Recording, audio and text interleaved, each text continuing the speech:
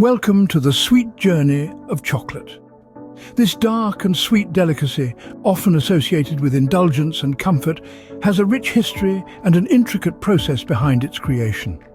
Chocolate in its many forms has captivated palates across the world, transcending cultures, continents, and from the ancient Mayans who revered it as the food of the gods, to the European aristocracy who luxuriated in its rich flavors, to the modern-day chocolate fanatics who can't resist its allure, the love for chocolate is universal.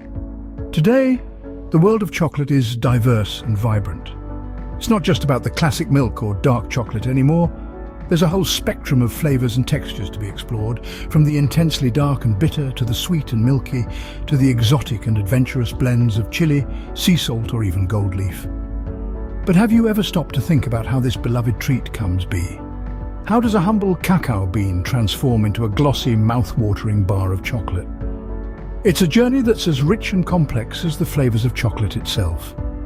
This journey begins in the lush, tropical regions of the world where the cacao tree grows. From there, it's a process of careful cultivation, harvesting and processing. A process that requires patience, skill, and a deep understanding of the craft. But that's just the beginning. Once the cacao beans have been harvested and processed, they embark on a voyage across the world where they're transformed into the chocolate that we know and love. This transformation involves roasting, grinding, conching, tempering, and molding, each step carefully calibrated to bring out the best in the cacao. From the cacao tree, the chocolate factory, and finally to the shelves of your local store, the journey of chocolate is a fascinating one. It's a journey that's fueled by passion, craftsmanship, and a love for the sweet, dark, and delicious. So, dive into the intricate journey of a cacao bean turning into a delicious chocolate bar. It all begins with the humble cacao tree. These trees, native to the tropical regions of Central and South America, have found their home across the globe in regions 20 degrees north and south of the equator. Predominantly grown in West Africa, these trees flourish in what is known as the chocolate belt. These regions offer the perfect climate, warm, rainy, and with plenty of shade. The cacao tree is a finicky one, requiring just the right conditions to thrive. Too much sun and the tree burns, too little and it languishes. It's a delicate balance, much like the art of making chocolate itself. Now let's talk about the star of the show, the cacao pod. Growing directly from the tree trunk, these pods house the precious cacao beans. Harvesting these pods is a labor-intensive process, done entirely by hand to avoid damaging the tree or the beans. Once harvested, these cacao beans undergo a process known as fermentation. The magic begins during fermentation. The cacao beans, fresh from the trees, are placed in shallow containers and left to ferment naturally. This fermentation process is crucial, as it's here that the beans start to develop their rich, complex flavor. The beans are turned regularly to ensure even fermentation, with the heat generated reaching up to 125 degrees Fahrenheit. This heat is essential as it kills the bean, stopping its germination and allowing the flavor to develop. After about 5 to 7 days, the process comes to an end and the beans are spread out to dry. The drying process, which can take up to 2 weeks, reduces the beans' moisture content, ensuring they don't rot during storage and transport. It's a delicate dance between nature and careful human intervention, resulting in the transformation of a humble cacao bean into something truly magical. After drying, the cacao beans are ready to be shipped to chocolate manufacturers. Upon reaching the manufacturers, the beans are set to be transformed into the chocolate we know and love. It's a journey of transformation that begins with the humble cacao bean, a bitter seed that holds the potential for sweet delight. First, the beans are carefully sorted and cleaned, ensuring only the best make it to the next stage. Once the beans are primed for perfection, they are sent to the roaster. Here they are heated at temperatures between 200 and 300 degrees Fahrenheit. This is when the magic happens. The heat triggers a Maillard reaction, a chemical process that brings out the rich, complex flavors we associate with chocolate. It's a delicate dance of heat and time, with the roasting duration influencing the final flavor profile.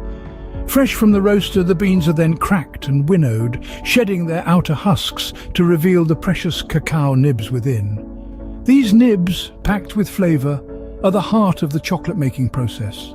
They're ground into a paste, creating what we call chocolate liquor. Despite the name, there's no alcohol involved. It's pure, unadulterated cacao. But we're not done. The chocolate liquor is still coarse and gritty. To transform it into the silky smooth delight we know, it must undergo conching. Named after the conch shell shape of the original machines, conching is a process of kneading, refining and aerating the chocolate. The frictional heat and continuous grinding for up to 72 hours helps to reduce the size of the cacao particles and evenly distribute the cocoa butter. This results in a smoother, more velvety texture and helps to mellow out any lingering bitterness. Now we have a smooth, liquid chocolate, but we're not finished yet. The next stages of tempering and molding will bring us closer to the final, delectable product. The journey of the cacao bean is a testament to the alchemy of food, transforming a simple seed into a symphony of sweetness. The final steps in the chocolate-making process are tempering and molding. Tempering is an essential stage, and it's what gives chocolate its luscious shine and satisfying snap. It's a meticulous process where the chocolate is carefully heated, cooled, and then gently heated again. This temperature ballet creates a stable crystalline structure in the cocoa butter, ensuring the chocolate has a smooth, glossy finish and a delightful snap when broken. Following tempering, it's time for molding. The tempered chocolate is poured into molds of varying shapes and sizes depending on the desired final product. From tiny chocolate truffles to grand Easter eggs, the choice is endless. The filled molds are gently vibrated to eliminate any air bubbles, then cooled to solidify the chocolate. Once hardened, the chocolates are popped out of the molds ready to be wrapped and enjoyed. And there you have it, the journey of a cacao bean to your favorite chocolate bar. From a simple cacao bean to a delicious treat, the journey of chocolate is truly fascinating. It's a tale that begins in the tropical rainforests where the cacao tree lends us its precious beans. These beans, raw and full of potential, are fermented and dried under the sun, a process transforming them into the base ingredient of our beloved chocolate. The adventure continues as the beans are roasted, grinding their way into a smooth paste. This paste, also known as chocolate liquor, is then subjected to the art of conching, where it's smoothed out to perfection. The final steps of tempering and molding give the chocolate its signature shine and snap, wrapping up a journey that's as intricate as it's delightful.